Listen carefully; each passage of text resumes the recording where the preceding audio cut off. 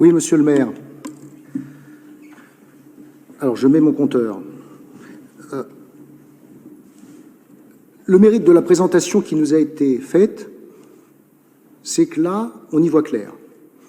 On y voit clair et je vais revenir sur la clarté que vous nous avez amenée. D'abord, le maire qualifie ce budget de pragmatique. C'est l'inverse du pragmatisme, ce qu'on nous présente. Le pragmatisme, ça consiste à gérer au mieux en fonction des marges de manœuvre dont on dispose. C'est ça le pragmatisme. Là, on a purement, et vous avez le droit de l'assumer, un budget idéologique. Vous déroulez l'idéologie qui est la vôtre, et on le voit très bien dans la démonstration de M. Mignoux, on parle de l'enjeu climatique et on termine par la hausse des impôts. Écologie punitive, il y a des enjeux climatiques et on va prendre 10 millions d'euros dans la poche des Tourangeaux et c'est comme ça que vous l'avez déroulé, M. Mignoux, en partant de la fraise du climat que nous avons fait avec d'autres de cette Assemblée la semaine dernière et je n'irai pas contre les enjeux que vous dressez, mais qui sont quand même pas totalement reliés, et on le verra, aux enjeux de la ville de Tours, pour conclure par une augmentation d'impôts sans précédent, vous l'avez vous-même dit, sans précédent, dans la poche des Tourangeaux. Alors tout ce qui est excessif est inutile, et moi je trouve, puisqu'on a parlé ce matin d'outrance, moi j'ai entendu des outrances. Lorsqu'on me parle de Munich patrimonial, un peu fort quand même. Hein, après Munich, 2 ans après, les chars allemands défilaient sur les Champs-Élysées quand même. Hein. On va peut-être se modérer un peu. La description de l'état de la ville de Tours, à un instant, j'ai regardé par la fenêtre, je me suis demandé si on n'était pas à Beyrouth. Délitement des infrastructures, des équipements, etc., etc., etc. Voilà, tout ce qui est excessif est inutile et ne met pas, je pense, je partage avec vous le fait que les guerres picrocolines, les byzantines, enfin tous les termes que vous employez, c'est pas idéal, mais les excès, à mon avis, ne renforcent pas la démonstration que vous voulez faire. L'année dernière, vous aviez qualifié le budget de volontariste, monsieur le maire. Ce n'est pas un budget volontariste, c'est un budget d'attente. On avait très bien vu que, voilà, vous n'aviez pas encore pris totalement vos marques sur votre stratégie budgétaire, financière, mais vous l'aviez qualifié de volontariste. Cette année, vous le qualifiez de pragmatique. Pour moi, il est purement idéologique. Mais il vaut mieux donner un nom aux choses et le faire d'une manière claire. Alors moi, comme vous avez fait votre déroulé de la fraise du climat jusqu'aux 10 millions d'euros d'augmentation d'impôts dans la poche des Tourangeaux, ben, je vais refaire le même chemin. Je vais refaire le même chemin que vous. Je vais le faire comme on est dans l'année Molière. Je me suis dit que j'allais le faire à travers une pièce en 5 actes. En 5 actes. Alors Molière, c'est plutôt la comédie, hein, mais bon, ce matin, c'était plutôt la tragédie. Ça permet aussi de varier les genres. Titre de la pièce, l'argentier mange son chapeau. Pièce en 5 actes, jouée en l'hôtel de ville de Tours. Toute ressemblance avec des situations et personnages de la ville est totalement assumée. Acte 1, 2020. Entrée en scène du maire accompagné de M. Klopfer. Je vous rappelle l'audit Klopfer en 2020. Parce que nous, quand nous avions fait un audit en 2014, nous l'avions fait en conseil municipal et de manière publique. Vous l'avez fait en commission générale, donc il n'a jamais réellement été rendu public. Donc de temps en temps, il faut rappeler quand même l'état, la situation que vous avez trouvée avec votre arrivée. M. Klopfer, qui est, semble-t-il, puisque nous l'avions pris et vous l'avez pris, la référence en matière d'analyse de la situation financière des collectivités locales, a dit « La représentation du compte administratif 2019 de la ville permet de caractériser une situation financière satisfaisante. » Bien, satisfaisante, satisfecite, nous sommes en 2020. Je rappelle les forfaits. 2014, notre arrivée, 231 millions d'euros de dette. 231 millions d'euros de dette. En 2020, 201. 30 millions d'euros en moins sur le mandat. Et une dette par habitant qui passe de 1 663 € à 1 445. On passe de 1 633 à 1 445. Tous ces chiffres, ils sont bien parce que je les retrouve dans différents endroits, y compris dans vos documents budgétaires qui, en ce sens, sont conformes à la réalité. On a baissé la dette de 30 millions d'euros, mais dans le même temps, on a réglé le problème des emprunts toxiques. On a eu pendant 3 ans, merci à M. Hollande, une baisse continue, forte des dotations. Nous avons eu le contrat de Cahors. Donc on a eu des contraintes à gérer qui n'étaient pas simples et qui nous ont néanmoins permis d'avoir ce chemin de désendettement de la ville. Monsieur Mignoux, lorsque vous déclarez dans la Nouvelle République, notre objectif est d'avoir une dette maîtrisée, mais vous avez hérité d'une dette maîtrisée. C'est plutôt ça qu'il faudrait dire. Et à vous de continuer de la maîtriser. Mais vous ne pouvez pas fixer comme objectif d'avoir une dette maîtrisée, puisque tous les indicateurs et toutes les analyses montrent que c'est la situation que nous avons laissée lors de votre arrivée en 2020. Acte 2, il faut que j'avance un peu. Vous dressez un tableau noir de la situation. Alors j'ai regardé le rapport d'orientation budgétaire, il y a des phrases incroyables, hein. Le contexte économique et mondial de la zone euro, les effets désastreux de la crise, etc. etc. Toute la partie diagnostic a un peu un an de retard, c'est-à-dire tous les indicateurs que vous donnez sont ceux de 2020, vous oubliez de ceux de 2021 où la situation s'est considérablement améliorée. On va se redire les choses. En 2021, les derniers chiffres INSEE sont tombés en fin de semaine dernière, c'est 8% de croissance pour 5,2 dans la zone euro, c'est une prévision de croissance de 2002 entre 3,5 et 4, c'est un redémarrage de l'inflation, vous l'avez dit, entre 3 et 4, on verra, mais ça c'est plutôt une bonne nouvelle, on en est d'accord. Lorsque une dette comme la nôtre est majoritairement constituée d'emprunts à taux fixe, un petit peu d'inflation, on va plutôt dire que ça soulage plutôt que ça pénalise, et une baisse historique du chômage en Indre-et-Loire, puisqu'on a baissé de plus de 15%. Donc, la situation n'est pas nationale et locale, n'est pas désastreuse. Au niveau des ressources de la ville, vous l'avez dit, les concours et dotations de l'État sont stables, voire pour certains d'entre eux en légère hausse. C'est dans vos tableaux. Situation que nous n'avions pas connue. Et, a priori, pas de mauvaise surprise à attendre de ce côté-là, puisqu'en année d'élection présidentielle, je pense que ces concours devraient être maintenus tels qu'ils ont bien sûr été votés. Vous avez une bonne nouvelle, vous n'en avez pas qu'une. La revalorisation des valeurs locatives, 3,4%. L'année dernière, c'était 0,2%. 3,4%, c'est autant d'impôts en plus pour les Tourangeaux, autant de recettes en plus pour la ville. Donc si, pour terminer cet acte 2, on se contentait de ça, vous auriez déjà des recettes en hausse par rapport à l'année précédente, uniquement par l'augmentation des bases et l'augmentation des dotations de l'État. Acte 3, alors là, il y a un phénomène théâtral qui se produit, puisqu'il y a un nouvel arrivant qui arrive, la dette grise. La dette grise, le nouveau mantra qui arrive dans notre stratégie financière. Tout le monde sait qu'un patrimoine immobilier a besoin d'être entretenu, rénové, etc. Bon, on peut l'appeler dette grise, et nous l'avions largement entamé avec le plan école, je vous rappelle le plan voirie et d'autres sujets, mais il y a en effet des équipements anciens, obsolètes, dans les écoles, la culture, le sport et les infrastructures. Est-ce que ça a été réellement analysé? Au précédent conseil, M. Mignoux, je vous avais demandé de nous présenter la stratégie immobilière de la ville de Tours et m'avait dit je vous la présenterai au moment du débat d'orientation budgétaire. Puisque si on a une dette grise, je pense que le mieux c'est de la chiffrer. On a combien de bâtiments? Nous, c'est ce qu'on avait fait pour la voirie. On avait classé toutes les rues de Tours. On avait dit celles qui sont en bon état, en moyen état, en mauvais état, plan de priorité, qu'est-ce que ça représente et comment on l'étale sur le mandat. Là, on dit on a une dette grise. Mais à aucun moment je n'ai vu chiffrer la dette grise. Je ne sais même pas sur le plan d'investissement que vous avez fait est corrélé avec le montant de la dette grise. Et deuxièmement, je ne vois pas de stratégie de gestion de ce patrimoine immobilier. Le problème étant la vétusté du patrimoine immobilier. C'est là qu'est le cœur du problème. C'est là qu'est le cœur du problème. Donc, il paraît que le patrimoine immobilier de la ville s'est effondré, c'est Beyrouth. Mais moi, je pense que ça mériterait une analyse un petit peu plus fine. Vous nous dites que le montant de la dette est passé en dessous des 200 millions d'euros. On est sur 7 ans, classé 1A. Bon, maintenant, on a compris votre stratégie de gestion de la dette. Il n'y aura plus de désendettement d'ici la fin du mandat, puisque vous nous avez dit clairement, c'est clairement dans le rapport, c'est clairement dans votre interview dans l'ANR, votre objectif est de maintenir le volume de la dette en dessous de 200 millions d'euros. On y est. Donc, je pense que j'ai 3 sources différentes qui disent toutes la même chose. Vous n'avez plus l'intention de faire baisser le volume de la dette. Ça, c'est une rupture par rapport à toutes les municipalités précédentes qui se sont toutes attelées à cet effort, qui était un effort difficile.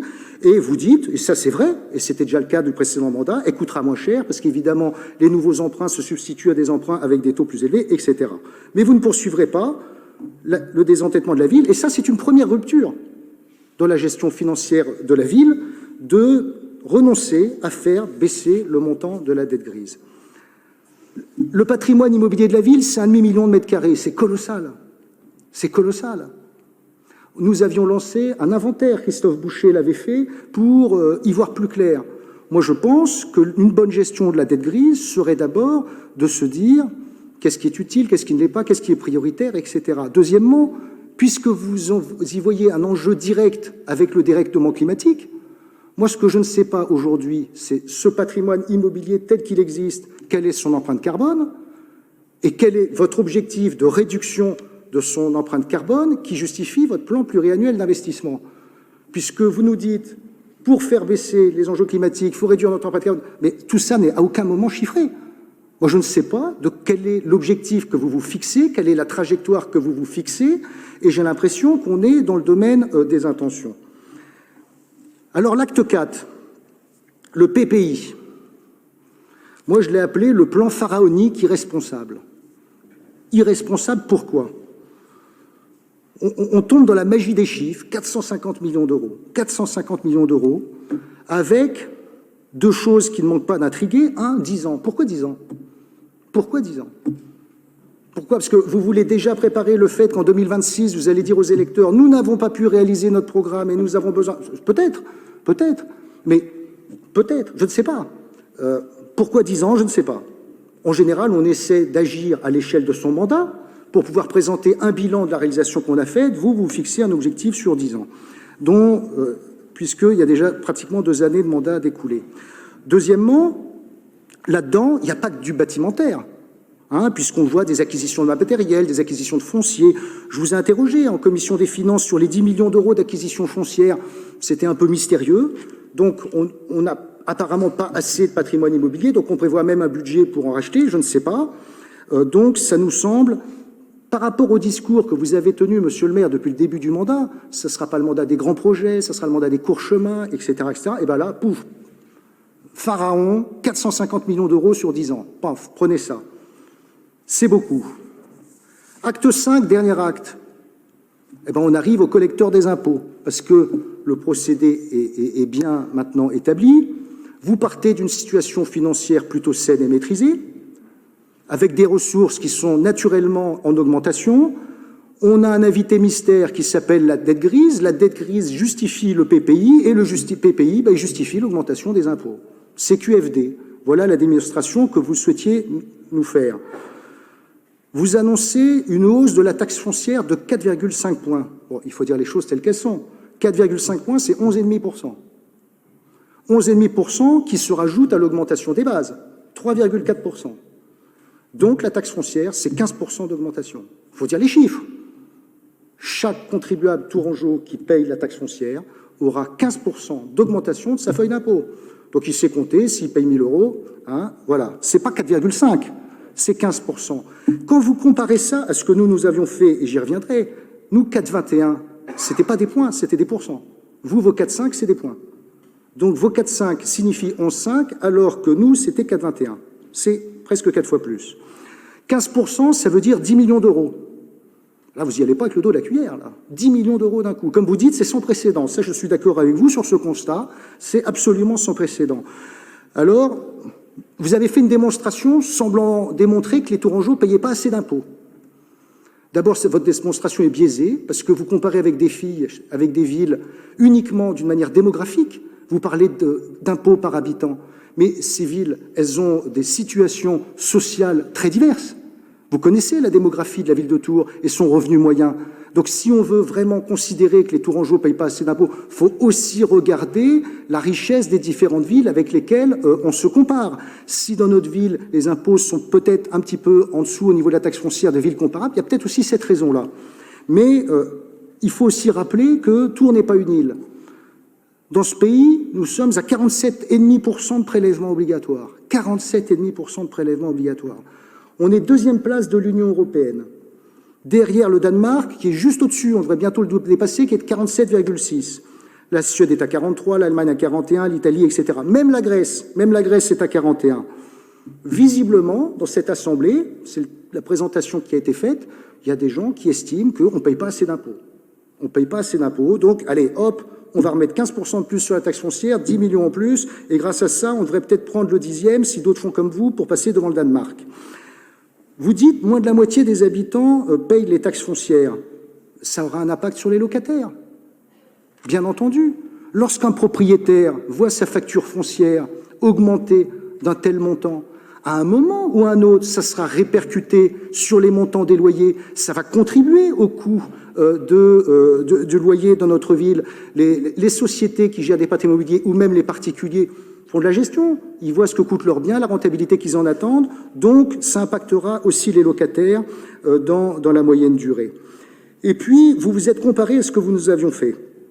Alors là, je voudrais dire quand même quelques grandes différences. Un, la situation financière qui était la nôtre était très différente. Je l'ai dit. Deuxièmement, la totalité de l'impôt nouveau que nous avons levé est allée à la dette. Est allée à la dette. Nous étions face à un mur de la dette. Et nous n'avons pas eu le choix, dans cette situation, d'augmenter les impôts, moins que vous, pour faire face à des échéances auxquelles la ville était en grande difficulté. Et ça fait partie des choses que l'on découvre parfois en arrivant aux commandes, que la situation était plus grave que celle qu'on avait imaginée. Un autre point qui n'est pas un détail, mais qui semble vous avoir échappé. En 2015, ça avait fait beaucoup débat dans notre majorité, on ne va pas raconter l'histoire, cette augmentation d'impôts, les pour, les contre, etc. Et j'imagine que c'est la même dans la vôtre. Eh bien, qu'est-ce qu'on avait fait? On avait voté en conseil municipal la baisse de 10% des indemnités des élus, en 2015. Vous vous en souvenez, monsieur Denis? On avait dit on ne peut pas demander un effort au Tourangeau qui n'était pas prévu sans nous-mêmes contribuer à cet effort. Et le jour où nous avons voté l'augmentation des impôts, nous avons voté la baisse des indemnités des élus du conseil municipal de 10%. Après une augmentation de 15%. Nous avons baissé les impôts de 10% après les avoir augmentés de 15%. C'est marrant, monsieur le maire, parce que quand on coupe la parole, vous n'aimez pas, mais vous en privez pas. Une baisse de 10%. J'ai pas entendu alors que là, l'effort, il est sans commune mesure. Nous, 4,5%, 10%, vous 15%, vous devriez baisser les impôts, les indemnités de 20 à 30%. Et on considérait qu'il fallait faire un signe, est équitable vis-à-vis des habitants de notre ville. Aujourd'hui, moi je le dis très clairement, rien ne vous oblige à augmenter les impôts. C'est un pur choix politique, idéologique que vous avez. Rien dans la situation de la ville ne vous oblige à le faire. C'est un choix qui est lié aussi au fait que vous avez une gestion dépensière. Madame Nicolette Cabane, qui interviendra, le rappellera, le détaillera sur un certain nombre de poids.